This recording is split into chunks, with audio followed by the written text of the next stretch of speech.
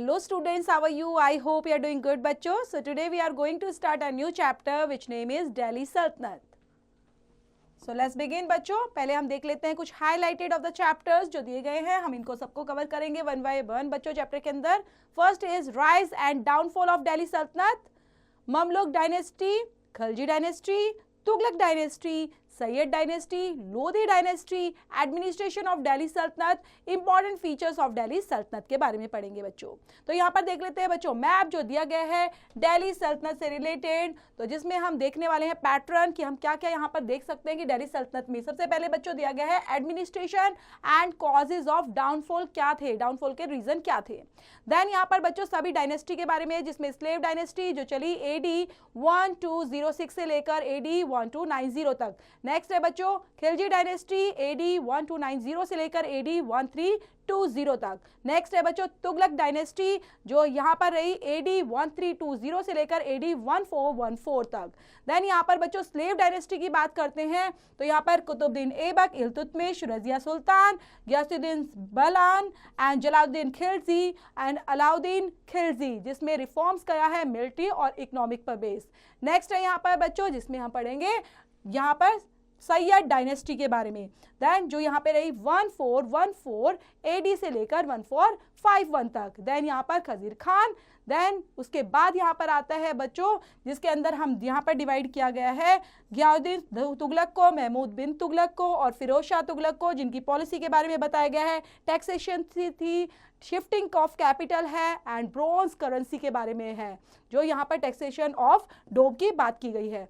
Next है बच्चों यहाँ पर जिसमें हम लोधी डायनेस्टी की बात करेंगे जो यहाँ पर AD 1451 से लेकर 1526 तक थी जिसमें बाउल लोधीज एंड सिकंदर लोधी एंड इब्राहिम लोधी की बात की गई है.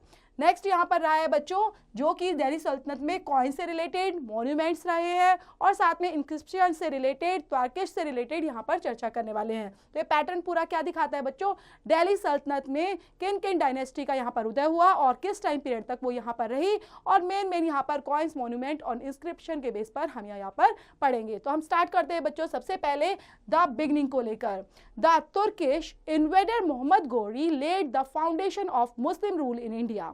After putting an end of Rajput rule in the north, Ghori left one of his generals, Qutbuddin Aibak, in charge of his territories in India. When Ghori died in AD 1206, a tussle for powers begins among his generals. Soon, Qutbuddin Aibak managed to establish his control over Delhi and the Indian territories conquered by Ghori. Thus began the rule of Delhi Sultanate. Then यहाँ पर बच्चों सबसे पहले Turkish जो inventor क्या था, जो inventor में किसके था बच्चों मोहम्मद गौरी के, जो मोहम्मद गौरी लेड कर रहे थे एक फाउंडेशन के रूप में मुस्लिम रूल इन इंडिया में. एंड उसके बाद बच्चों धीरे धीरे राजपूत रूल्स इन नॉर्थ में आया. गौरी ने उसको भी लेफ्ट फॉर हिज जनरल्स में कर दिया. कुतुबुद्दीन ऐबक जो चेंज किया उन्होंने काफी टेरिटरीज को इंडिया के अंदर, और जिसमें गौरी जो थी बच्चों उनकी मृत्यु हुई थी AD 1206 में. And tussle for the power began among his general soon. Qutbuddin Aibak ने मैनेज किया, सभी एस्टेब्लिश किया उनके कंट्रोल को, दिल्ली में किस तरह से कंट्रोल करना था इंडियन टेरिटरीज को जो कि गौरी के अंदर आ चुकी थी, कंक्लूड हो चुकी थी. और उसके बाद बच्चों उन्होंने रूल करना शुरू कर दिया एक दिल्ली सल्तनत के रूप में. तो आप देख सकते हैं कुतुबुद्दीन ऐबक की यहाँ पर पिक्चर दी गई है बच्चों. नेक्स्ट है बच्चों यहाँ पर हिस्टोरिकल टाइमलाइन भी दिया गया है. हिस्टोरिकल टाइमलाइन में आपको बताया गया है किस टाइम पीरियड पर कुतुबुद्दीन ऐबक जो थे वो यहाँ पर सबोनेट कर रहे थे, एक तरह से एस्टेब्लिश कर रहे थे द दिल्ली सल्तनत के रूप में. उसके बाद यहाँ पर दिया गया है बच्चों जहाँ पर बलबाम बिकम द सुल्तान बने थे, सुल्तान के रूप में यहाँ पर आए थे. देन नेक्स्ट है बच्चों यहाँ पे मल्क और फार्स ओशंस ज्योग्राफिकल्स के रूप में जिन्होंने कैंपियंस के रूप में यहाँ पे डक्कन कैंपियंस के रूप में काम किया था. नेक्स्ट यहाँ पर आता है बच्चों जिसमें था Mohammad Tughlaq becomes the sultan. So 1400 में बच्चों Taimur invasions of north India में. देन 1450 के अंदर यहाँ पे थे दिल्ली सल्तनत revived under the Lodhi and end of Delhi सल्तनत जो यहाँ पर 1500 के बाद हो गया था. देख लेते हैं बच्चों next topic. Sultan means rulers in Arabic. The rule of the sultans or Delhi the sultans lasted more than 3 centuries from AD 1206 to AD 1526. From their capital in Delhi, they managed to establish their control over large part of the Indian subcontinent.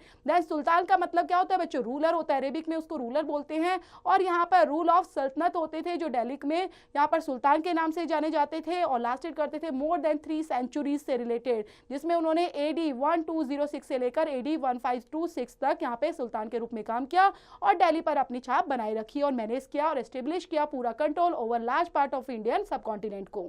Next है बच्चों the dynasties के बारे में। There were 5 successive dynasties that comprise the Delhi Sultanate, namely the slave dynasty founded by the Aibak, the Khiljis and Tughlaqs and the Sayyids and the Lodhis. We will read about them in this chapter through varied historical sources. तो यहाँ पर बच्चों 5 successive dynasty हुई हैं जिनके नाम हमने देखी दिल्ली सल्तनत के रूप में। तो यहाँ पे डायनेस्टी स्लेव डायनेस्टी फाउंड की गई थी जो ऐबक के थ्रू थी, एंड खिलजीज, तुगलक्स एंड सैयद, और लास्ट में लोधी के थ्रू। तो हम पढ़ने वाले 1 by 1 सबके बारे में। तो source to study the Delhi Sultanat के बारे में पढ़ लेते हैं पहले। There are many coins, inscriptions and the monuments which give us valuable information about the Delhi Sultanate. Beside them, there were historians known as the Tariq, जिसमें प्लूरल तारिक बोला जाता है, which give us the insights who important events in the lives of the rulers. The Tariq were written by administrators, poets, courtiers, etc., and also contained advice for rulers. Besides the Tariq, there are other literacy sources that shed light on the period such as Amir Khusro's Tughlaqnama, Nizamudin Biryani's, Tariq Firoz Shahi's, and accounts of travelers like Ibn Butana's and the Marco Polo. तो यहाँ पर बच्चों सिर्फ यही नहीं है कि यहाँ पर सल्तनत के रूप में उन्होंने काम ही करना है, वो आगे जाकर और चीज़ों को भी यहाँ पर एस्टेब्लिश करते जाते हैं एज ए रूलर के रूप में। तारिख जो यहाँ पर उनके एडमिनिस्ट्रेशन के बारे में लिखते थे, उनके कर्टियस लिखते थे, उनके बारे में पॉइंट्स लिखी जाती थी, और यहाँ पर अलग अलग बेस पर उनके हिस्टोरिकल नाम से जाना जाता था बच्चों, जिसमें उनको तारिख जो थे जो अदर लिटरेसी सोर्सेज के रूप में जाने जाते थे पीरियड में, जिसमें अमीर खुसरो का नाम भी आता है, तुगलकनामा का नाम भी आता है, और जियाउद्दीन बरानी का नाम, तैरुक फिरोज शाहनी का नाम। इन्हीं बेस पर यहाँ पर ट्रेवलर्स के रूप में भूटान से लेकर मार्को पोलो तक इनको जाना जाता था। Apart from literacy sources there are several archaeological sources which tell us about this period. तो बहुत सारी चीजें हैं बच्चों जो हमें इस टाइम पीरियड के बारे में बताती है। Important monuments build during the rule of the Delhi सल्तनत include the Qutub minars, the Quwwat al Islam's mosque, the वेमपुरीज मॉस्क, द मोत-ए-की मस्जिद्स and the tombs of the Ghiyasuddin Tughlaqs and the Sinkadar Lodi. Besides them, the various fort constructed by the Sultanates and Sultan, the cities of Delhi is also shared in their rule. तो यहाँ पर बच्चों काफ़ी monuments बनाए गए थे, historical building बनाई गई थी, जिसमें कुतुब मीनार को आप इंक्लूड कर सकते हो, कौवत इस्लाम, ये सारे मॉस्क वगैरह उनके थ्रू ही बनाए गए थे। Early Turkish rules, the slave dynasty के बारे में बच्चों जो यहाँ पर थी AD 1206 से लेकर AD 12090 तक। Then the first sultan of Delhi Qutbuddin Aibak began its career as a slave of Mohammad Ghori. It was common practice among the Turks at the time of their loyal sales and military welfares and administration. The sales often rose the becomes of the rulers themselves as Aibak started off. Then first सुल्तान की बात की जाए दिल्ली में बच्चों तो वो थे कुतुबुद्दीन ऐबक, जिन्होंने सबसे पहले एक तरह से स्लेव ऑफ मोहम्मद गोरी ये चीज़ें स्टार्ट करी थी एक करियर के रूप में। एंड कॉमन प्रैक्टिस करते करते बच्चों जो तुर्क्स थे at the time of Tehran loyal sales के रूप में काम करने लग गए। बहुत सारे दास यहाँ पर आ गए थे, मिलिट्री वेलफेयर एडमिनिस्ट्रेशन पूरा प्रॉपर उन्होंने तैयार किया था स्लेव्स के लिए। And these slaves often rose the become rulers themselves, और यहाँ पर बच्चों खुद स्लेव्स तो थे लेकिन वो स्लेव्स के अंदर भी रूलर्स बनने का काम भी उन्होंने कर लिया था, वो इतने यूज टू हो चुके थे। As Aibak started out as a slave, the dynasty found by him is also known as the slave dynasty. He and his successor ruled over India for almost 84 years. They were called the Mamluk sultans and Mamluk में slave. तो यहाँ पर बच्चों dynasty जो रही वो 84 years तक रही और जिसको मुमलक सुल्तान के नाम से जाना गया, इसका मतलब यहाँ पर स्लेव होता है। नेक्स्ट है बच्चों कुतुबुद्दीन ऐबक AD 1206 से लेकर AD 1210 तक। After declaring himself the Sultan, Qutbuddin Aibak concentrated the consolidation his position by forming matrimonial alliance. He has married the daughters of the Tajuddin Yildiz, the general of Qutbuddin Aibak Ghoris, who gained control of Ghazni after Ghori's death. Aibak gave his sister in marriage to Nasruddin Qutbuddin, who controlled Sindh, and he also married his daughter to his loyal slave Shamuddin Iltutmish. Qutbuddin Aibak proved to be just as a clever ruler, but also an able of administrator. He made many efforts to promote peace in his lands. He treated all his subjects with kindness and dispensed justice impatiently. His generosity earned him to the title of the Lakh Bucks, meaning the giver of lakhs. Aibak was also patron of arts and literature. Then declaring के बाद बच्चों यहाँ पर उन्होंने जो declare कर दिया था अपने आप को सुल्तान के रूप में, एंड कुतुबुद्दीन ऐबक ने पूरा कंसंट कर लिया था बच्चों, एक तरह से पूरा कंट्रोल कर लिया था सभी पोजीशंस को लेकर मैट्रिमोनियल अलायंस पर लेते हुए, क्योंकि उन्होंने शादी कर ली थी डॉटर ऑफ तजुद्दीन यजर्स को और general of. Then Qutubuddin Aibak ने पूरा कंट्रोल कर लिया था बच्चों पोजीशन ऑफ परफॉर्मिंग के लिए, एंड उन्होंने शादी कर ली थी daughter of Tajuddin Yalduz's general of Qutbuddin Aibak Ghori, who gain control of Ghazni after Ghori's death.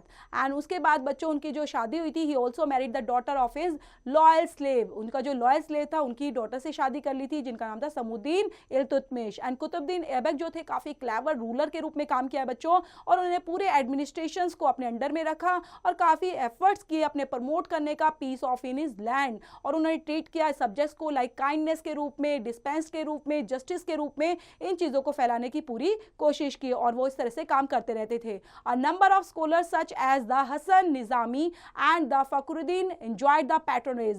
Aibak also constructed some Islamic monuments. He built some and two mosques, one in Delhi and one in Ajmer. The mosque in Delhi is known as the Qutbat al-Islam Mosque, and construction of the famous Qutub Minar also begins during the short rule. Aibak died and Apollo accidents in the AD 1210. He was succeeded by the Iltutmish. And number of scholars में बच्चों उन्होंने Hasan Nizami and the Farukhuddin enjoy करते थे इस patronage को, और ऐबक ने बहुत सारे मॉन्यूमेंट बनाए बच्चों, यहाँ पर मॉस्क बनाई, कंस्ट्रक्ट की इस्लामिक मॉन्यूमेंट के रूप में, और बिल्ड किए बहुत सारे मॉस्क। और यहाँ पर दो मॉस्क काफी इंपॉर्टेंट है बच्चों, जो कि यहाँ पर एक दिल्ली में बनाया गया और दूसरा अजमेर में बनाया गया था। इस तरह से उन्होंने बच्चों मॉस्क पर भी अपना काम करना शुरू किया था, कंस्ट्रक्शन करते थे, फेमस कुतुब मीनार भी उनके द्वारा बनाई गई थी, एंड यहाँ पर ड्यूरिंग द 1210 के दौरान। नेक्स्ट टॉपिक है बच्चों शमसुद्दीन इल्तुतमिश AD 1210 AD 1236 वाला। शमसुद्दीन इल्तुतमिश AD 1210 से लेकर बच्चों AD 1236 से लेकर बच्चों। सो Shamsuddin Iltutmish is considered the first independent sultan and the real founder of the Delhi Sultanate. He successfully secured the support of Khalifa, who even gave him the title of the Sultanate of. तो यहाँ पर बच्चों शमसुद्दीन इल्तुतमिश है वो consider करते हैं एक first independent सुल्तान के रूप में, और एक रियल फाउंडर रहे हैं बच्चों वो दिल्ली सल्तनत के, और आगे चलकर वो सिक्योर किया, उन्होंने एक सपोर्ट किया है खलीफा को, और आगे जाकर बच्चों वो ये बताते हैं कि title of sultan of Delhi के रूप में उन्हें जाना जाता है। Delhi, making him the first legal ruler of the Sultanate. It was Iltutmish who shifted the capital of the Sultanate to Delhi. Till then, Lahore had served as the capital of the Sultanate. Then बच्चों इल्तुतमिश ही जो थे जिन्होंने सबसे पहले shift किया था capital of सल्तनत के रूप में दिल्ली को, और उससे पहले लाहौर जो था बस सर्व किया जाता था as a capital of the Sultanat के रूप में। देन यहाँ पर जो सुल्तान थे बच्चों उनके रूप में इनको जाना जाता था कैपिटल ऑफ सुल्तान। तो आप देख पा रहे हो बच्चों यहाँ पर एक मैप दिया, मैप ऑफ दिल्ली सल्तनत अंडर इल्तुतमिश में, जहाँ पर AD 1236 के टाइम पे यहाँ पर किस तरह से दिल्ली सल्तनत के रूप में देखा गया और उनका किस तरह से रूल किया था उन्होंने अलग अलग बेस पर। Then when Iltutmish came to the throne, he had many difficult tasks at hand. He not only had to suppress rivals Muslims, nobles and generals, but also establish the dominance over Hindu rulers who were largely independent of the Sultanate's controls. He also had to deal with the possible Mongol invasions in the northwest. The Mongols were the fierce group of the tribes from Central Asia led by the Genghis Khan. Iltutmish was successful in the crushing internal rebellions. He was successful in the exceeding the boundaries of the Sultanate. Iltutmish proved to be a wise ruler. He tried to please his nobles by guaranteeing them land or jagirs. He recognized the nobility into a select group of 40 slaves ministers called Charisa, and then who was characterized by their loyalty to him. They were given high posts in his administrations and wild great influence. He also appointed official to important post himself. He divided his empire into small and the big price of land called the guys and ictus, which is the given to official into the lieu of slavery. Iltutmish's rules served a landmark in the medieval currency system. He introduced silver tanka and the copper jittal, the two basic currencies of the Sultanate period. Then यहाँ पर जो बच्चों इल्तुतमिश के time period में जब वो throne पर आए, मतलब उनका एक सिंहासन के रूप में बच्चों जब उनका स्वागत किया गया तो बहुत सारी डिफिकल्टीज भी उनके सामने वहाँ पर आई थी। और वहाँ पर बच्चों उनको ये ही था नहीं था सिर्फ वहाँ पर सरप्रेस करना था राइवल मुस्लिम्स को ही, नोबल्स को ही, बल्कि वहाँ पर काफ़ी हिंदू रूलर्स भी थे जिन्होंने राजरी इंडिपेंडेंट रूप में काम करे थे सल्तनत को कंट्रोल करने के लिए। और साथ में जितना भी हो सकता था बच्चों मंगोल्स इन्वेंशंस के लिए नॉर्थ वेस्ट साइड के साथ वो डील करते थे। और साथ में सभी ग्रुप ऑफ ट्राइब्स को भी सेंट्रल एशिया के अंदर लैड करते हुए चंगेज खान के थ्रू जो मंगोल्स ग्रुप बनाए हुए थे उनको भी इल्तुतमिश ने सक्सेसफुल तरीके से क्रशिंग दिया इंटरनल रेबिलियन के रूप में। और आगे जाकर उन्होंने इन चीज को एक्सटेंड करते रहे अपनी बाउंड्रीज को अपनी सल्तनत के लिए। इल्तुतमिश ने ये प्रूव कर दिया कि वो एक वाइज रूलर थे बच्चों, और वाइज रूलर के साथ साथ वो हर चीज में प्रॉपर तरीके से नोबल्स के साथ ही उन चीजों को ट्राई करते रहते थे और आगे बढ़ते रहते थे, चाहे वो गारंटिंग डैम हो लैंड से रिलेटेड या फिर जागीर से रिलेटेड। जागीर या लैंड किसी भी तरह से रिलेटेड हो तो उन पर भी वो प्रॉपर तरीके से गारंटिंग होते हुए नोबल तरीके से काम करते थे। साथ में बच्चों वो रिकॉग्नाइज करते थे नोबेलिटी को, और वो भी select group of 40 slave ministers के तौर पर जिनको बोला गया Chalisa, then who never character state. Chalisa के रूप में वो सिर्फ 40 मिनिस्टर को कलेक्ट किया स्लेवरी सिस्टम के लिए, और साथ में नोबेलिटी को आगे बढ़ाने के लिए वो काम करते ही रहते थे। एडमिनिस्ट्रेशन के साथ उन्होंने काफ़ी ग्रेट इन्फ्लुएंस तरीके से लोगों को कहीं ना कहीं अपॉइंट किया ताकि वो प्रॉपर तरीके से अपनी पोस्ट पर रहते हुए काम कर पाए। और साथ में पूरे एम्पायर को बच्चों उन्होंने डिवाइड कर दिया सिर्फ और सिर्फ यहाँ पर स्मॉल और बिग पीसीज ऑफ लैंड में, जहाँ पर नाम दिया गया बच्चों इनको iqtas, which is given through the official of slavery का नाम दिया गया, जिसमें यहाँ पर ऑफिशियल तौर पर लियो ऑफ सैलरी वहाँ पर दी जाती थी उनको। और इल्तुतमिश का जो रूल था बच्चों वहाँ पर सर्व किया गया एक लैंडमार्क के रूप में मिडवेयर करेंसी सिस्टम के रूप में, जिसमें उन्होंने इंट्रोड्यूस किया था सिल्वर टंका के रूप में और कॉपर, जिसमें कॉपर जित्तल जो थे वो टू बेसिक करेंसीज वहाँ पर सल्तनत पीरियड टाइम में बनाई गई थी या फिर उस सिस्टम के अंदर लाई गई थी। देन है बच्चों नेक्स्ट रजिया सुल्ताना, जिनका बच्चों एक टाइम पीरियड रहा AD 1236 से लेकर AD 1240 तक। Then Before his death, Iltutmish had nominated his daughter Razia as his successor. He felt he would prove a more competent ruler than his sons. And chroniclers Minhaj e Siraz also says she was more able to qualified than her brother. और यहाँ पर इल्तुतमिश ने बच्चों एक nominate किया अपनी daughter Razia को as a successor के रूप में कि आगे चल के वही उन सिंहासन को संभालेगी और प्रशासन को आजन बनाएगी और आगे बढ़ाते हुए अपना काम करेगी। और कहीं ना कहीं बच्चों वो ज़्यादा क्वालिफाइड थी, ज़्यादा एबल थी अपने ब्रदर्स के मुकाबले, मतलब उनके जो ब्रदर्स थे उनसे भी ज़्यादा क्वालिफाइड माना जाता था और अच्छा माना जाता था उनको। इसलिए रजिया जो थी, रजिया सुल्ताना आप यहाँ पर देख पा रहे हो बच्चों, तो रजिया सुल्ताना को ही यहाँ पर आगे सक्सेसर बनाया गया। However, the nobles were uncomfortable about the appointing a woman to the throne of the Sultanate, so they appointed one of the Iltutmish sons to the throne. When he proved to be a incompetent ruler, Razia was finally made the Sultan of Delhi. She was the first woman of ruled of Delhi. तो यहाँ पर बच्चों एक nobles के रूप में uncomfortable तो feel करेंगे, तो वहाँ पर एज अ वुमेन क्योंकि थ्रोन पर बिठा दिया गया है सुल्ताना के रूप में और सल्तनत उनको ही सौंप दी गई है, तो यहाँ पर बच्चों आगे जाकर उन्होंने एक इनकम्प्लीट रूलर के रूप में प्रूव किया। लेकिन रजिया जो थी वो फाइनली वहाँ पर सुल्तान के रूप में, दिल्ली की सुल्तान के रूप में आ चुकी थी और वो फर्स्ट वुमेन कहलाई जिन्होंने रूल किया दिल्ली पर। To prove she was the competent to rule over the Sultanate, she even dressed like a man, hunted, rode horses, and fought bravely against rebels. Although Razia proved to be a wise and able ruler, she faced a lot of opposition from her brother and nobles throughout her rule. The nobles, especially the Chalisa, they managed to imprison her and put one of her brothers on the throne. However, one of the nobles, Alutina, fell on her and married her. Together, they tried to recapture her lost throne, but they were caught and put to death. Then यहाँ पर बच्चों उन्होंने prove किया एक proper तरीके से एक सुल्तान के रूप में अपने को रूल संभालते हुए, और वो प्रॉपर बच्चों जो उनका ड्रेसिंग सेंस होता था वो मैन की तरह होता था। वो हंट भी करती थी, हॉर्सेस को रोड भी करती थी, और साथ में अपने जितने भी रेबल्स होते थे बच्चों जो उसके अगेंस्ट एनिमी होते थे उनसे भी पूरा लड़कों की तरह ही, मैन की तरह ही ब्रेवली तरीके से लड़ाई करती थी उनके साथ, और लड़ती थी और जीत भी हासिल करती थी। रजिया ने प्रूव कर दिया था कि इस तरह से वो वाइल है और एक एबल रूलर के रूप में काम कर रही है। उनको अपोजिशन में बच्चों काफ़ी चीज़ों का सामना भी करना पड़ा था, opposition from her brothers also, जहाँ पर उनके ब्रदर ही उनके अगेंस्ट हो गए थे, and the nobles specially the Chalisa में भी। लेकिन फिर भी उनको बच्चों उन्होंने मैनेज किया सब चीज़ों को और इम्प्रिजन किया उनको, और इम्प्रिजन भी कर दिया गया था उनके एक भैया के थ्रू, मतलब उनके जो ब्रदर थे उनके थ्रू बच्चों उनको कैद कर लिया गया था।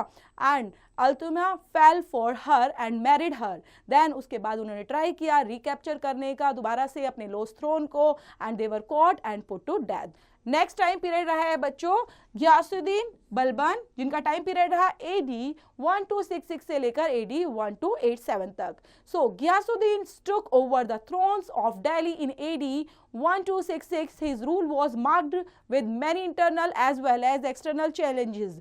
He faced strong opposition from the Chalisa, who had become quite powerful. Some Hindu rulers, especially the Rajputs, who had begun to challenge the authority of the Sultan. Besides, the Mongols had become a major threat to the empire.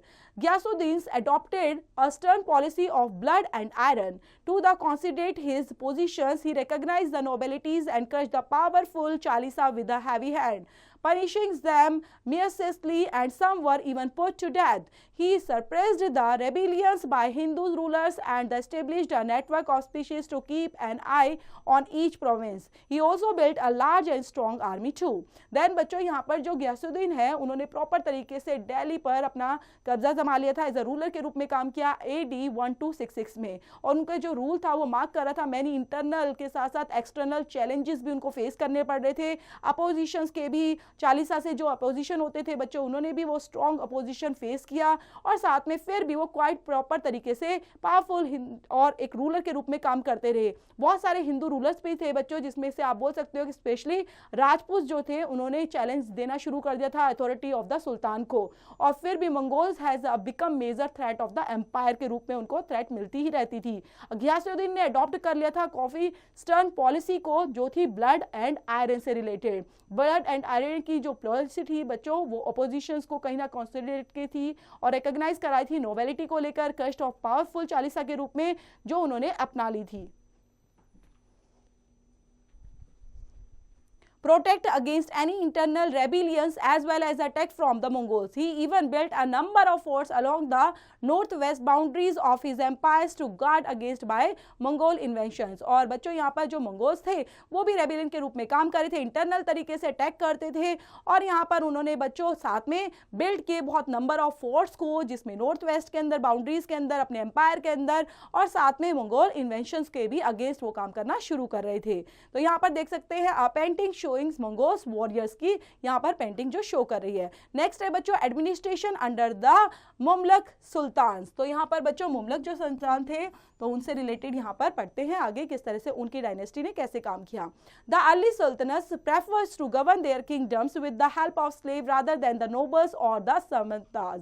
They felt that as the slaves were dependent on the sultanate, they could be trusted completely। और early sultans के बेच पर बच्चों जो prefer करते थे governs करना, kingdom को गवर्न करते थे स्लेव्स की हेल्प से, समंताज की हेल्प से, और ये भी महसूस करते थे कि जो स्लेव्स हैं वो कैसे थे, ओनली ऑन इंडिपेंडेंट होते हुए, और उनको पर वो इंडिपेंडेंट ना हो इसलिए प्रॉपर तरीके से उनको इस तरह से बच्चों सहूलियत जो होती थी, जो फैसिलिटी थी वो प्रोवाइड नहीं कराई जाती थी, और वो प्रॉपर तरीके से सुल्तान को डिपेंड ही रहते थे, और जैसा वो बोलते थे वैसा ही वो प्रॉपर तरीके से काम करते थे। Therefore, the sultans, especially Iltutmish, appointed slave bought by them for military service to govern and administrative their vast kingdoms. These slaves were called the Bendegans, and the Bendegans was trained to hold important posts of the administrations.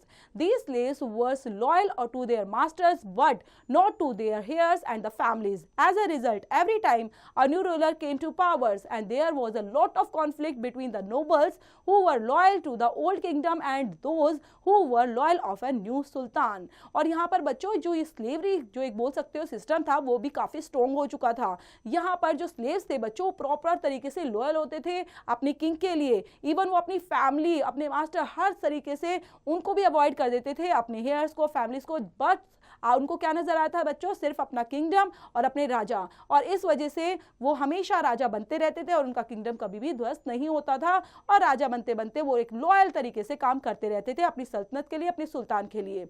The Mamluk sultans also gave pieces of land called the Iktas to their officials. The officials who controlled Iktas were called the Ikdars and the Muktis. They usually control group of the soldiers who helped them conduct military raids and maintain law and order in the Iktas. Their Muktis took the revenue collected to the Iktas as their salary. They also used a part of the revenue by the part of their troops.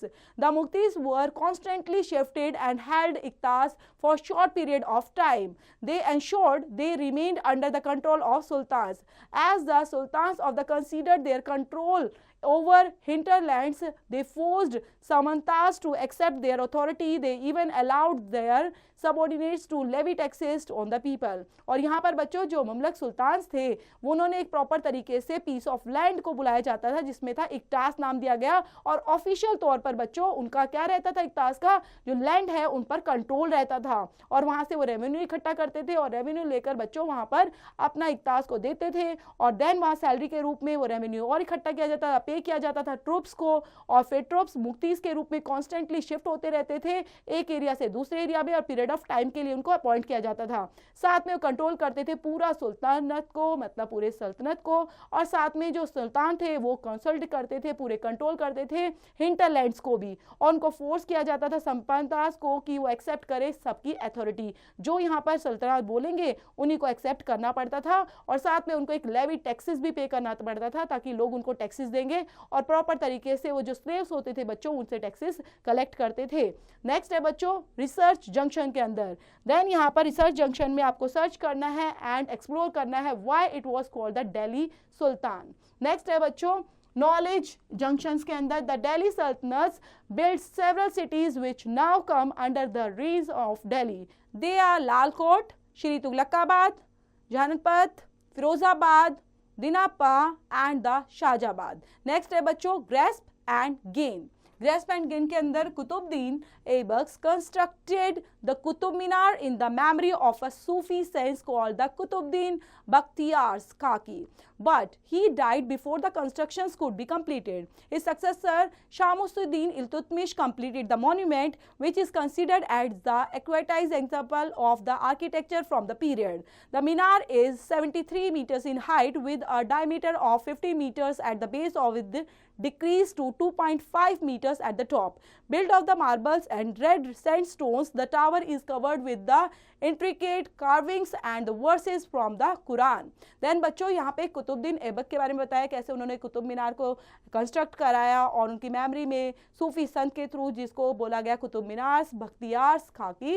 Then उसके बाद में construction से पहले ही बच्चों उनकी death हो गई थी और उनके सक्सेस के रूप में इस मॉन्यूमेंट को बनाया गया जिसमें इनकी हाइट और वेट सब चीज़ दी गई है। नेक्स्ट है बच्चों the Khalji dynasty AD 1290 and AD 1320 में, तो यहाँ पर पढ़ते हैं बच्चों डायनेस्टी जो है खलजी से related. So after Ghiyasuddin's death, a tussle for the powers begins between Ghiyasuddin's successors and nobles. Finally, in AD 1290, the Afghan nobles called the Jalaluddin Khilji killed the Ghiyasuddin's heirs and took control for the Delhi Sultanate. He laid the foundation for the Khilji dynasty. और बच्चों यहाँ पर गियासुद्दीन के बाद ही उनकी death के बाद ही पूरा पावर यहाँ पर आ गई थी गियासुद्दीन के सक्सेसर के पास, नोबल्स के पास AD 1290 में, एंड अफगान नोबल्स जिनको जिनको बोला जाता था Jalaluddin Khilji and Ghiyasuddin there's to control over the Delhi Sultanate, और पूरी दिल्ली सल्तनत पर उन्होंने कब्जा कर लिया था और एक फाउंडेशंस को लीड कर रहे थे, जो किसके द्वारा लीड किया जा रहा था बच्चों, वो था खिलजी डायनेस्टी के through. Jalaluddin Khilji AD 1290 AD 1296 तक जलालुद्दीन खिलजी का शासन रहा। Jalaluddin Khilji, also known as the Firoz Shah, begins his career in the army of the Mamluk Sultans. By the time he took over the throne of Delhi, he was 70 years old. He proved to be a mild and the generous ruler. Jalaluddin ruled for a short time, bravely 6 years after he took over the throne. Jalaluddin was killed by his ambitious nephew Ali Gashab और अलालुद्दीन। Then बच्चों जलालुद्दीन जो खिलजी थे उनको हम फिरोज शाह के नाम से भी जानते हैं, और उनका जो आर्मी ऑफ मुमलक सुल्तान्स में उन्होंने अपना एक करियर बनाया, और साथ में बच्चों उन्होंने दिल्ली सल्तनत को संभाला 70 ईयर्स तक, और उसके बाद उन्होंने प्रूव किया किस तरह से वो माइल्ड और एक जनरस रूलर के रूप में काम करते हैं। जलालुद्दीन ने रूल किया बच्चों काफ़ी छोटे टाइम के लिए, शॉर्ट टाइम के लिए, एंड उसके बाद 6 years after he took over the throne. और Jalaluddin was killed by his ambitious nephew के द्वारा मारे गए थे, जिनका नाम था अली गौशब और अलालुद्दीन। नेक्स्ट है बच्चों अलालुद्दीन खिलजी, जिनका शासन रहा AD 1296 से लेकर AD 1316 तक।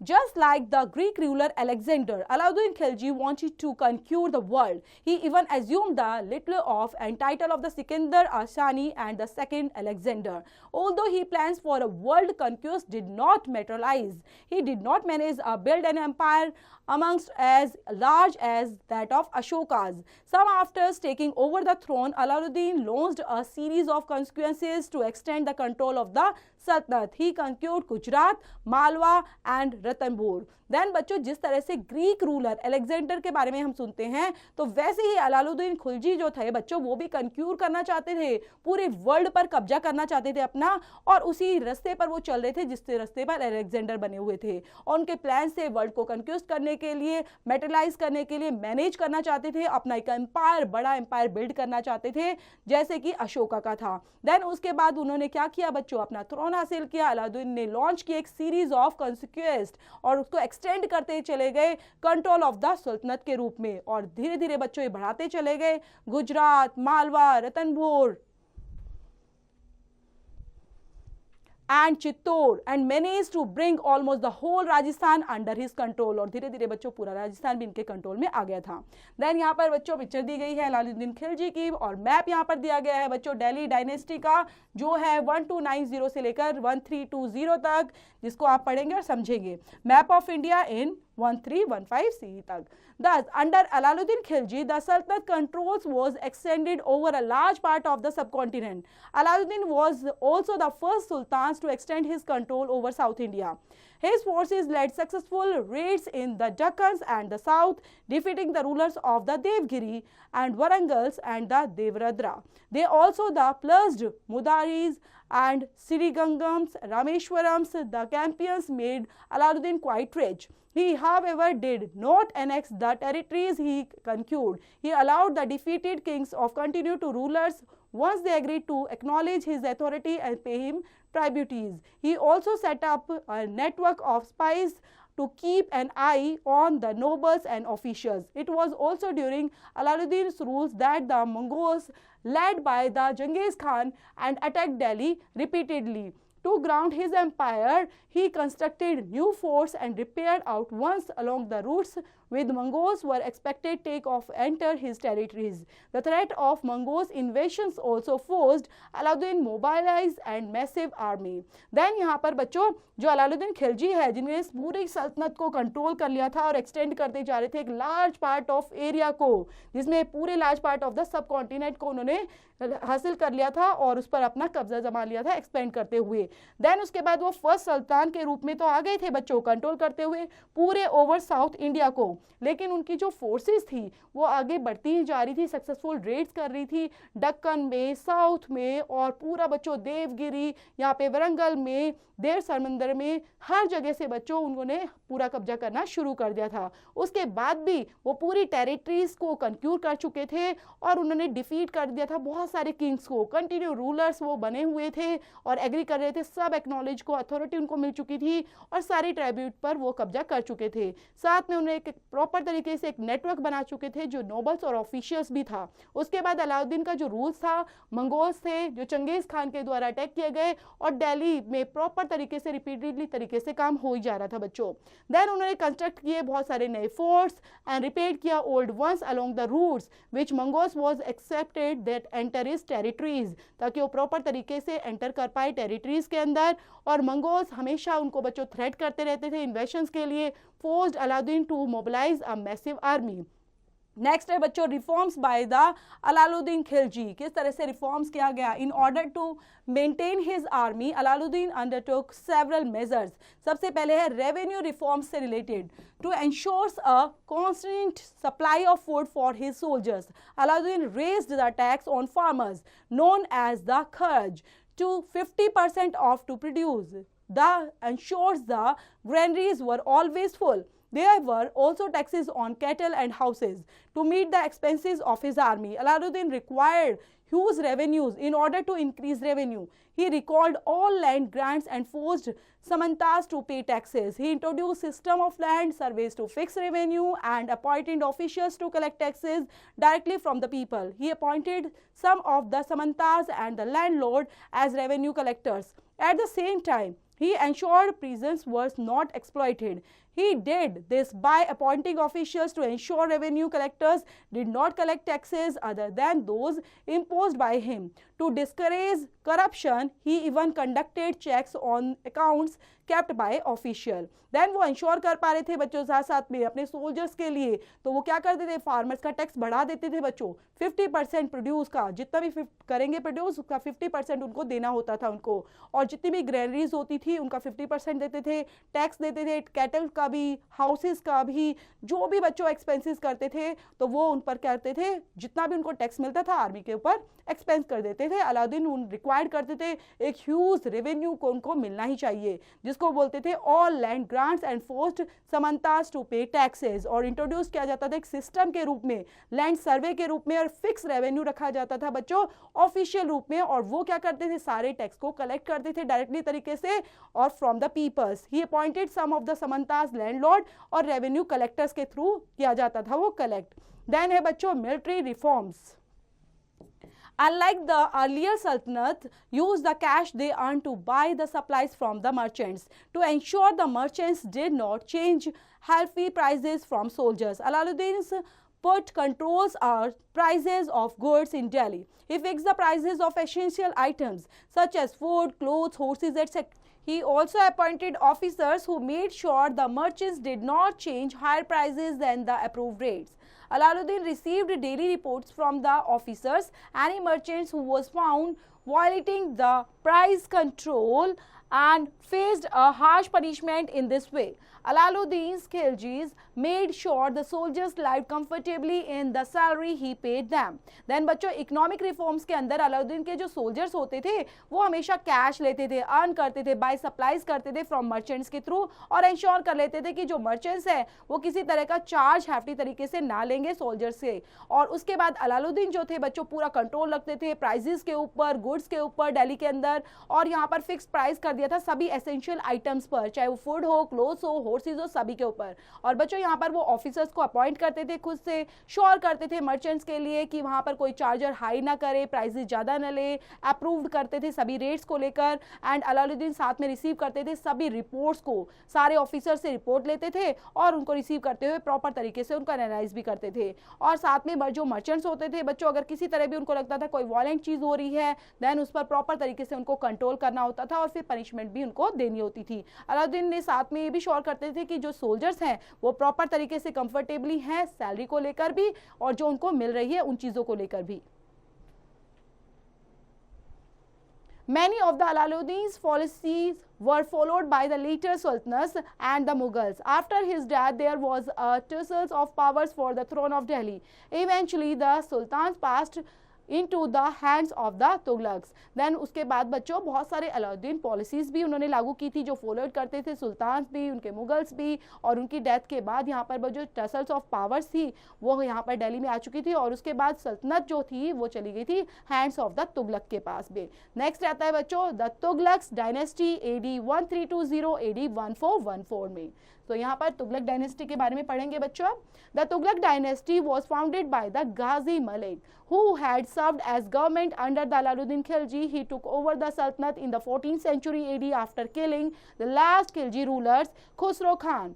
After taking over the throne of Delhi, he assumed the title of the Ghiyasuddin Tughlaq. Then उसके बाद बच्चों जो तुगलक डायनेस्टी थी उनके फाउंडर कौन थे, वो यहाँ पर फाउंडेड की गई थी बाय द गाजी मालिक के थ्रू, एंड उन्होंने सर्व किया था गवर्नर, पूरा अलाउद्दीन खिलजी के रूप में गवर्न करना सल्तनत को 14th सेंचुरी AD के अंदर. And after the killing the last Khilji ruler Khusro Khan यहाँ पर आए और उन्होंने रूल करना शुरू किया बच्चों दिल्ली पर, और उसके बाद title of the Ghiyasuddin Tughlaq का नाम दिया गया. देन पढ़ते हैं बच्चों घियासुद्दीन तुगलक के बारे में जिनका बच्चों शासन पीरियड रहा AD 1320 से लेकर AD 1324 तक, ओनली 4 years. Then यहाँ पर Ghiyasuddin Tughlaq proved to be just a ruler. His turns ruled, helped and restored order in the Sultanate. His reforms brought much relief, especially to farmers, agriculture, and had suffered a great deal under the policies of the Alaauddin and his successor. To help the farmers, Ghiyasuddin reduced the farm taxes to 1/10 of the produce. He granted farmers respite the tax in times of the droughts and put to end the land survey. He also built a number of bridges, gardens, and even built a new city called the Tughlaqabad near Delhi. Ghiyasuddin जो थे बच्चों तुगलक, उन्होंने prove किया कि जो rulers के रूप में अपने आप को उन्होंने प्रॉपर तरीके से वो रूल करते थे, लोगों की हेल्प करते थे और एक सल्तनत के रूप में वो ऑर्डर भी देते थे. साथ में रिफॉर्म्स किया उन्होंने बहुत सारी चीज़ों को, चाहे रिलीफ पर बेस्ड थी, स्पेशली फार्मर्स के लिए. एग्रीकल्चर में बच्चों जो भी डील होती थी, उन पॉलिसीज जो लागू की जाती थी, उन्होंने एज ए सक्सेस के रूप में उनको रिड्यूस करना शुरू कर दिया था, कम करना का शुरू कर दिया था. और टैक्स के रूप में सिर्फ वो 1/10 ही पार्ट जो प्रोड्यूस किया जाता है बच्चों, उसका सिर्फ 1/10 पार्ट ही टैक्स के रूप में वो लेते थे. देन जो फार्मर्स थे उनको टैक्स अब ज़्यादा देना नहीं पड़ता था. ड्रॉट के रूप में जब कभी ऐसा हो जाता था, ड्रॉट आ गई है या किसी तरह के बच्चों ऐसी नेचुरल कैमिटीज आ गई है, तो उस दौरान वो टैक्स भी पे नहीं करते थे. उन्होंने काफ़ी चीज़ें बनवाई जिनमें नंबर ऑफ ब्रिजेस हैं, गार्डन्स हैं, even built a new city जिनका नाम था तुगलकबाद नियर दिल्ली. देन है बच्चों यहाँ पर मोहम्मद बिन तुगलक जिनका टाइम पीरियड रहा 1324 AD से लेकर 1351 AD तक. After Ghiyasuddin's death, his sons Juna Khans succeeded to the throne and took the title of the Muhammad bin Tughlaq. Although he learned man, Muhammad became the center of much ridicule because of the impartial policies and administrative measures which nearly ruined the empire. Historians find it difficult to decide whether he was a genius whose policies were ahead of the times or a madman. Therefore, he has been often called a mixture of opposites and the wisest fool in history. Moroccan travelers Ibn Butanas, who came to India during his rule, has written about the Muhammad bin Tughlaq in his travelogue Rahila. Then यहाँ पर बच्चों घियासुद्दीन की death के बाद उनके सन जिनका नाम था जोना खान, जिनको सक्सीड के रूप में थ्रोन पर बिठाया गया और टाइटल दिया गया मोहम्मद बिन तुगलक के रूप में. और मोहम्मद बिन तुगलक जो थे बच्चों सेंटर ऑफ रेडिकुलस के रूप में जाने जाते हैं. इम्पार्शियल पॉलिसी थी उनकी, एडमिनिस्ट्रेटिव को काम तो संभाल रहे थे लेकिन उनका एम्पायर पूरी तरह से रुइंड कर दिया गया था, खत्म कर दिया था. लेकिन हिस्टोरियंस के रूप में ये काफ़ी डिफिकल्ट होता है उनको डिसाइड करना कि वो किस तरह से थे. ही वॉज ए जीनियस कहलाते हैं, बट उनकी जो पॉलिसीज थी वर हेड ऑफ द टाइम्स और अ मैडमैन की तरह थी, क्योंकि वो कहलाते थे mixture of opposite and the wisest fool in history में कहे जाते हैं. मोरक्कन ट्रैवलर्स इबाक बुटाना ने अपनी बुक में लिखा भी है मोहम्मद बिन तुगलक के बारे में एज ए ट्रैवलॉग, जिसमें रीला के बारे में बताया गया है. नेक्स्ट है बच्चों policies of the Mohammad bin Tughlaq. उनकी पॉलिसीज किस तरह की थी? He lacked the vision of the forces, the practical problem in their implementation of some of his ideas. These ideas later became to controversial that they made him unpopular. Let us read about them. तो काफ़ी policies बच्चों उनकी ऐसी थी जो काफ़ी problem create करती थी, प्रैक्टिकल नहीं होती थी और इम्प्लीमेंटेशन के द्वारा उनके आइडियाज प्रॉपर तरीके से नहीं होते थे, इसलिए वो कंट्रोवर्शियल्स भी चीज़ें बन जाती थी और अनपॉपुलर भी रहती थी। तो उनके बारे में पढ़ते हैं बच्चों। फर्स्ट है टैक्सेशंस इन डोम से related. Mohammad bin Tughlaq wanted to expand his territories. तो मोहम्मद बिन तुगलक क्या चाहते थे बच्चों? अपनी टेरिटरीज को एक्सपेंड करना। To do so he needed a well equipped army. To equip his army he increased the taxes in the Ganga Yamuna टॉम रीजन।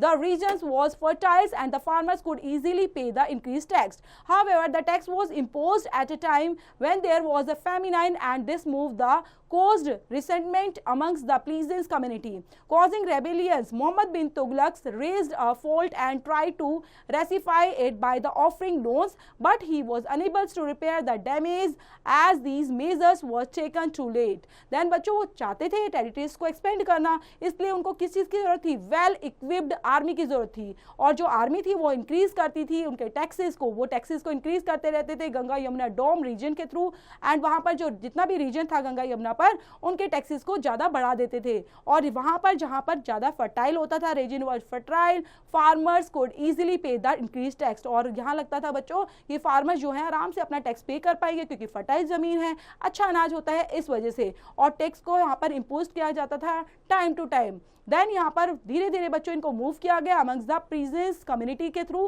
Causing rebellion. और यहाँ पे बिन तुगलक जो थे वो रियलाइज कर पा रहे थे कि कहीं ना कहीं उनकी गलती है और उन्होंने रियलाइज किया कि इस तरह का लोन्स उन्हें नहीं देना चाहिए था, ऑफर नहीं करना चाहिए था, लेकिन ये आगे जाकर उनकी बहुत बड़ी गलती साबित हुई। नेक्स्ट है बच्चों द शिफ्टिंग कैपिटल।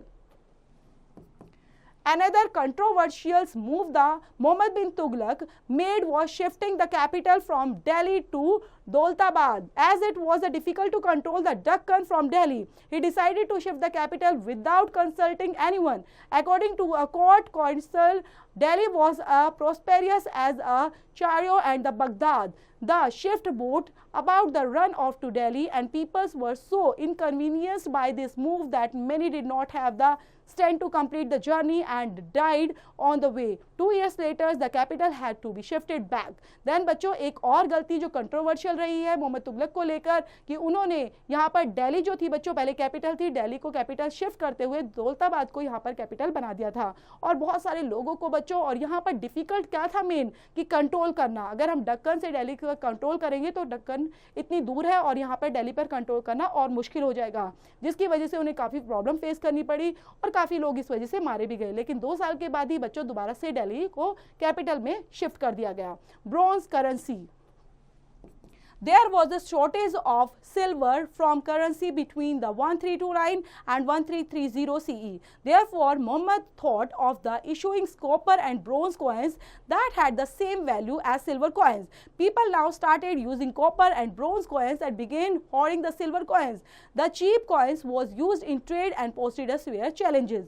Next बच्चों यहाँ पर था shortage of silver for currency के लिए। जब यहाँ 1329 की बात की जाए 1330 CE के अंदर बच्चों सिल्वर की शॉर्टेज हो गई थी, तो मोहम्मद ने क्या सोचा कि ये जो कॉपर और ब्रॉन्ज का कॉइन्स है उनको बना दी जाए क्योंकि ये सिल्वर के बराबर ही है, उतनी ही इनकी वैल्यू है। लेकिन लोगों ने क्या स्टार्ट कर दिया बच्चों, कॉपर और ब्रॉन्ज को ज्यादा कॉइन्स को यूज करना शुरू कर दिया, began hoarding and silver coins. और उसके बाद जो कॉइन्स थे बच्चों काफी चीप हो गए और यूज किए जाते थे ट्रेड के लिए एंड सिवियर चैलेंज के लिए। देख पा रहे हो coin of the Mohammad bin Tughlaq के थ्रू ये कॉइन्स बनाए गए थे। Then people even started minting coins at home and it became difficult to differentiate between the fake and the genuine coins. Later these coins were withdrawn, all the impacted the state treasury. तो अब बच्चों दोनों में थोड़ा difference करना मुश्किल हो गया कि यहाँ पर कौन सा यहाँ पर कॉइन्स कॉपर का है और कौन सा यहाँ पर बच्चों सिल्वर के बेस पर है। देन यहाँ पर करेंसी के बीच में जो चीज़ें इशू हो रही थी तो लोगों ने उनको अपने घर में जमा करना शुरू कर दिया क्योंकि दोनों कॉइन एक जैसे लग रहे थे, जेन्युइन का पता ही नहीं चल रहा था फेक और जेन्युइन कौन सा है। Then the last days of Muhammad were spent in surprising rebellions. This was though as the empire was too large and there were difficulties in communication. This resulted in the disintegrations of the Tughlaq's hold on many regions. Two important kingdoms emerged at this time, one in North Deccan and known as the Bahmani. Then बच्चों last day पर मोहम्मद जो थे वो काफ़ी surprising feel कर रहे थे, rebellion यहाँ पर आ चुके थे और उनके लिए काफ़ी डिफिकल्ट हो गया था कि लार्ज डिफिकल्टी कम्युनिकेशन की उनके सामने आ चुकी थी, जिसके रिजल्ट में वो कहीं ना कहीं रीजनरेशन को देख रहे थे और तुगलक ने इनको काफ़ी रिलीजन को होल्ड करके तो रखा था, लेकिन सबसे इंपॉर्टेंट क्या था, दो इंपॉर्टेंट चीज़ें किंगडम था जिनको अमर्ज करना था टाइम टू टाइम, वो था नॉर्थ दक्कन को जिसको हम बामनी के नाम से जानते थे, Bahmani kingdom, the other in the south Deccan known as the Vijayanagara empire. Next है बच्चों फिरोज शाह तुगलक, जिनका टाइम पीरियड रहा बच्चों 1351 से लेकर 1388 CE तक। Firoz Shah Tughlaq was the cousins of the Muhammad bin Tughlaq. His reign was marked by a period of peace. He kept the ulema happy and worked towards the consolidating the kingdom. During his reign, there was not many rebellions as he did not try to reign control over the areas that had broken away. He introduced many reforms in his administration of the kingdom and patronized scholars like Barani. He contributed a lot of welfare of his subject. He built many rest houses, gardens and tombs and opened madras to encourage educations. Many hospitals were built to treat the poor. Then Firoz Shah Tughlaq जो थे बच्चों, उनके cousin थे मोहम्मद बिन तुगलक। ये बच्चों आपस में cousin के रूप में थे और दोनों कज़न होते हुए तो बाद में उन्होंने ये पूरा एम्पायर को संभाला, पीरियड ऑफ पीस को, और उन्होंने ulema happy and work towards the consolidating the kingdom. उस रेन के दौरान ही बच्चों वहाँ पर बहुत सारी रेबिलियन स्टार्ट हो गए थे, तो रेन को कंट्रोल करना थोड़ा मुश्किल हो गया था उस टाइम पर, लेकिन वो कंट्रोल तो कर रहे थे और इंट्रोड्यूस भी साथ में कर रहे थे। बहुत सारी रिफॉर्म्स उन्होंने कर थी एडमिनिस्ट्रेशन से रिलेटेड, किंगडम से रिलेटेड, और साथ में स्कॉलर्स जिसमें अब बात कर रहे थे बरानी की, वो भी उन्होंने यहाँ पर पैट्रोनाइज कर दिए थे। साथ में वो कंट्रीब्यूट कर रहे थे बहुत सारी वेलफेयर सब्जेक्ट से रिलेटेड भी, और उन्होंने बहुत सारे हाउसेज भी बनाए, गार्डन्स बनाए, टॉम्स बनाए और ओपन मदरसा भी उन्होंने शुरू कर दिए थे और लोगों को एजुकेशन के लिए एनकरेज करते थे, जिसमें हॉस्पिटल्स भी उन्होंने बिल्ड कराए थे एंड ट्रीट द पुअर, ताकि वहाँ पर गरीब लोगों की सेवा हो चुके, उनका ट्रीटमेंट किया जा सके। Then he developed agriculture and irrigations by constructing 5 canals and bringing a considerable amount of land under cultivation. और धीरे धीरे बच्चों उन्होंने एग्रीकल्चर की तरफ भी ध्यान दिया, इरिगेशन की तरफ भी ध्यान किया और काफ़ी कैनाल्स वगैरह बच्चों उन्होंने कंस्ट्रक्ट की थी। नेक्स्ट है बच्चों तुगलक एडमिनिस्ट्रेशन। तुगलक का एडमिनिस्ट्रेशन किस टाइप का था बच्चों? Like the Khiljis, the Tughlaq governed like their kingdoms with the help of the Bedghans and the clients. Clients were usually people of the humble origin. They were often appointed to important positions. These nobles emerged a powerful group under the Tughlaqs.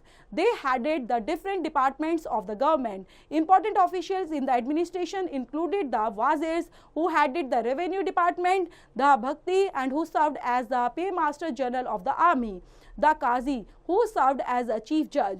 Then बच्चों यहाँ पर खिलजी की तरह ही यहाँ पर जो खलजीज थे उनकी तरह यहाँ पर तुगलक्स ने भी गवर्न किया था अपने किंगडम को विद द हेल्प ऑफ बेंडेगन्स। जो यहाँ पर बच्चों बेंडेगन्स बोला है, उनके क्लाइंट्स को, उनके क्लाइंट से, बेंडेगन्स से उनको ही कंट्रोल किया जाता था, उनकी हेल्प लेते थे और उन क्लाइंट की हेल्प से बच्चों यूजुअली लोगों को हम्बल ओरिजिन की तरफ बताते रहते थे, अपॉइंट करते थे, जो भी इंपॉर्टेंट पोजीशंस होती थी उनके लिए लोगों को अपॉइंट करना, नोबल्स करना, पावरफुल ग्रुप तैयार करते थे जो तुगलक के अंडर में ही होते थे और डिफरेंट डिपार्टमेंट तैयार किए उन्होंने गवर्नमेंट्स के लिए, इंपॉर्टेंट ऑफिशियल्स, एडमिनिस्ट्रेशन, सब चीज़ें उन्होंने तैयार की। वाजिर वगैरह जो थे बच्चों वो भी उन्होंने एडमिनिस्ट्रेशन में इंक्लूड कर दिए थे और एक रेवेन्यू भी डिपार्टमेंट के लिए एक तैयार किया था कि वाजिर यहाँ पर जाएंगे और रेवेन्यू इकट्ठा करेंगे। ये सब चीज़ें बच्चों उन्होंने प्रॉपर तरीके से करनी शुरू की थी और जजमेंट के साथ कंप्लीट भी कर रहे थे।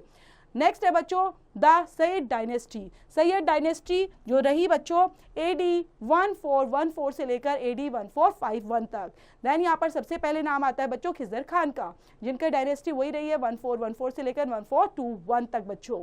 After establishing his control over Delhi, Khizr Khan tried to extend his control over more territories, but met his little success. He and his successors, Mubarak Shah Sayyid and Mubarak Shah Sayyid and Alaluddin Alam Shah Sayyid, were involved in a constant struggles to keep their control over their kingdom. It was during Alaluddin Alam Shah's rules and the Bahulal Lodi and the Afghan governor of the Shri Hind managed to carve but over a large kingdom into Punjab and set his sights on Delhi. In AD 1451, Bahulal Lodi took over the throne of Delhi and founded the Lodi dynasty. They established the rules of the Afghans. The earliest sultans were Turks. Then यहाँ पर बच्चों धीरे धीरे extend कर रहे थे ये अपनी पॉलिसीज को, अपनी टेरिटरीज को, लेकिन यहाँ पर जो सक्सेसर थे बच्चों वो कौन बनेंगे, तो उनके रूप में यहाँ पर बच्चों झगड़ा शुरू हो गया था, जिसमें मुबारक शाह सैयद थे एंड महमूद शाह सैयद थे और अलाउद्दीन आलम शाह थे, जिनमें बच्चों इन्वॉल्व हो गए थे और स्ट्रगल करना शुरू कर दिया था कि कौन कंट्रोल करेगा पूरे किंगडम को। और ये जो टाइम था अलाउद्दीन आलम शाह के टाइम ही था बच्चों, जब उनका रूल करने का टाइम चल रहा था। और ये धीरे धीरे बच्चों आगे बढ़ते हुए जब 1451 आया तो बाहुलाल लोधी ने पूरा थ्रोन कैप्चर कर लिया था दिल्ली का और उन्होंने एक लोधी डायनेस्टी को फाउंड किया था। उसके बाद एस्टेब्लिश किया रूल ऑफ अफगान्स के लिए और अर्लियर सुल्तान्स वर तुर्क्स थे बच्चों। नेक्स्ट है बच्चों द लोधी डायनेस्टी जो रही है AD 1451 से लेकर AD 1526 तक एंड बाहुलाल लोधी AD 1451 से रहे और AD 1489 तक बच्चों उनका टाइम पीरियड रहा। After taking over the throne of Delhi, Bahlul Lodhi tried to consolidate his positions by the crushing rebellions and the conquering new territories. He managed to extend his control over the Ganga Yamuna Valley.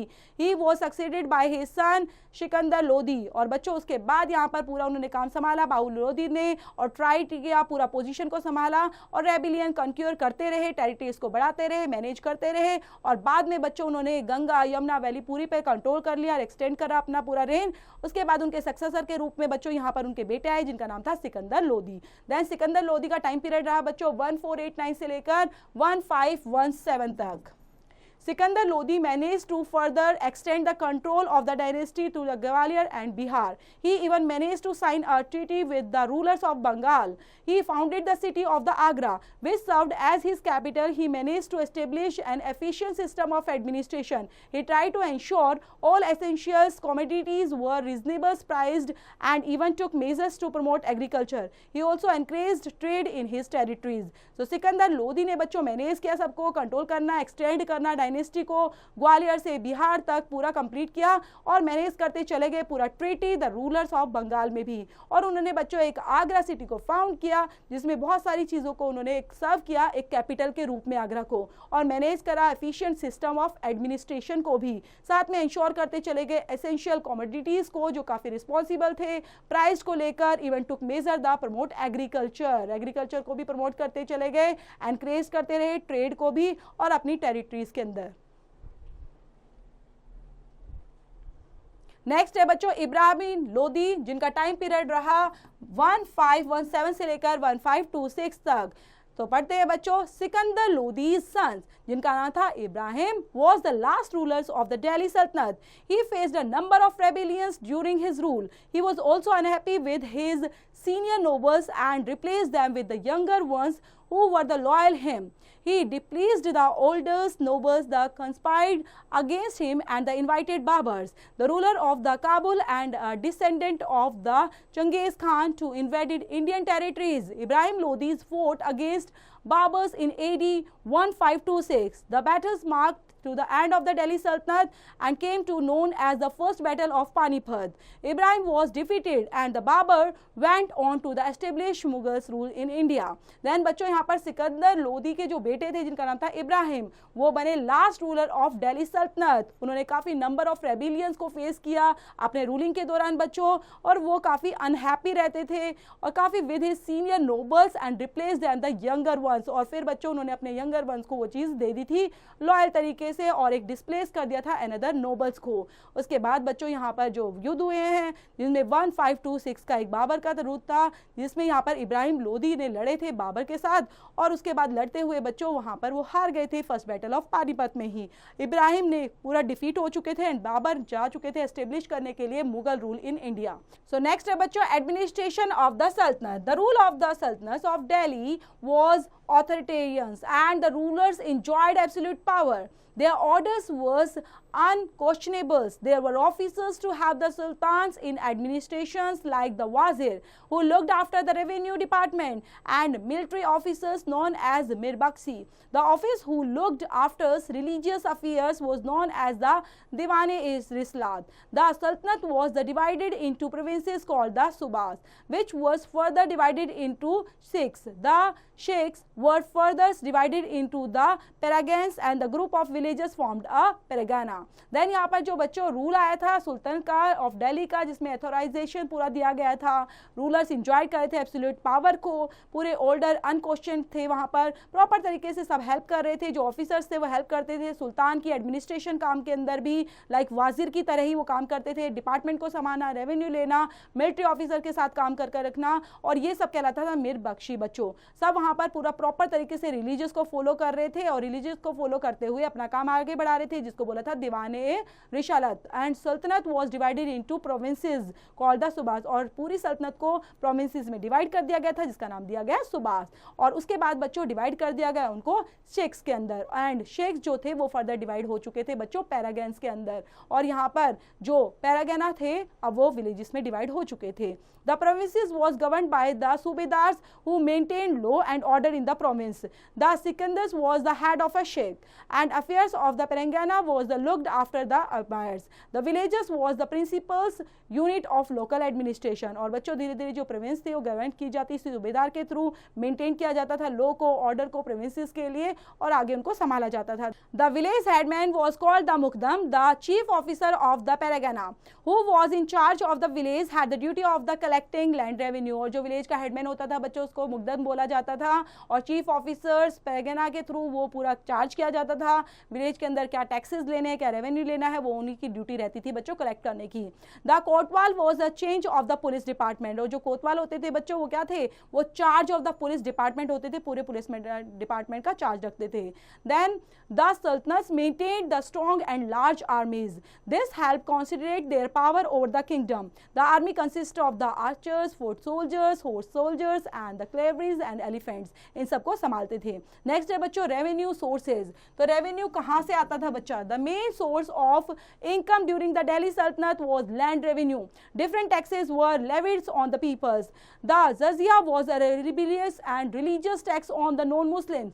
Those who had no source of incomes were exempted from the tax, and zakat was the religious tax imposed only the rich Muslims, and it was 2.5% of their income. Other taxes including trade tax, horse tax, house tax, and grazing tax and mining tax. तो यहाँ पर main source कहाँ से आता था बच्चों, ये था दिल्ली सल्तनत से आता था, जिसमें रेवेन्यू इकट्ठे किया जाता था, लैंड रेवेन्यू लेते थे, डिफरेंट टाइप के टैक्स बच्चों लोगों को देने होते थे, जिसमें जजिया कर भी था जो रिलीजियस टैक्स माना जाता था नॉन मुस्लिम्स के लिए।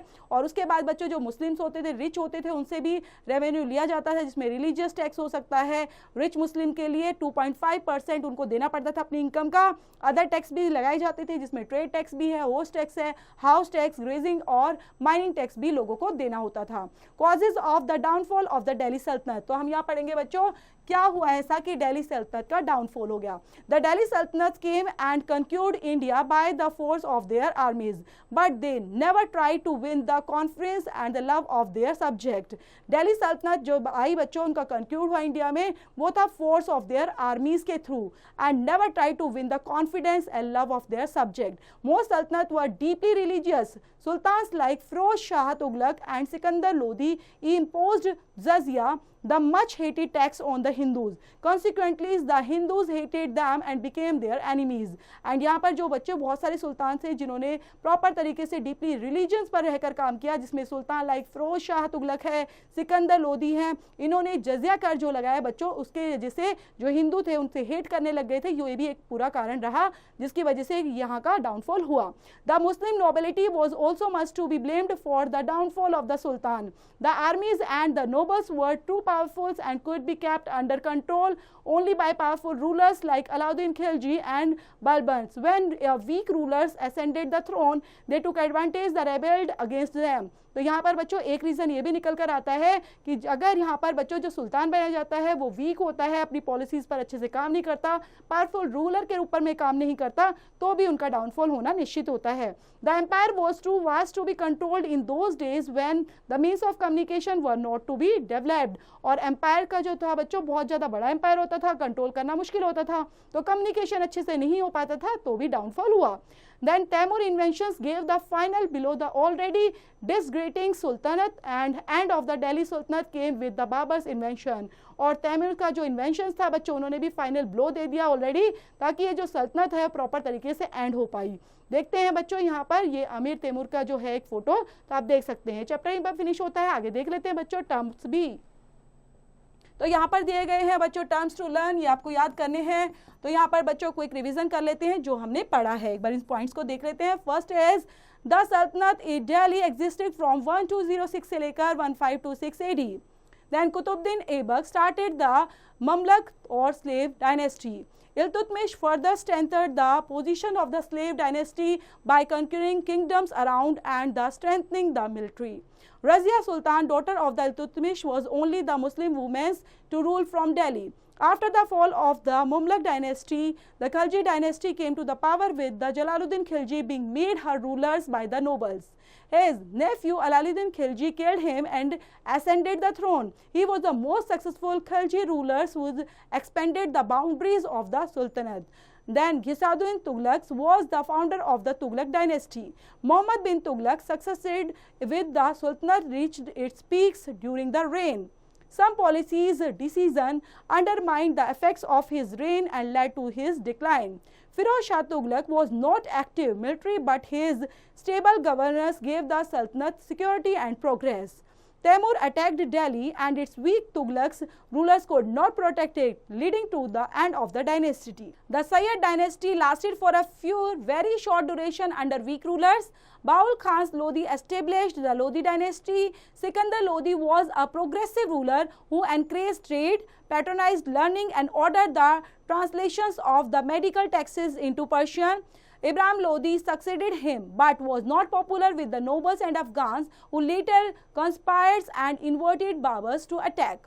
तो यहीं पर बच्चों ये चैप्टर फिनिश होता है। चैप्टर को पढ़ेंगे, रीड आउट करेंगे, काफ़ी इंपॉर्टेंट चैप्टर है। और चैप्टर से रिलेटेड जो एक्सरसाइज है बच्चों, don't forget to complete those.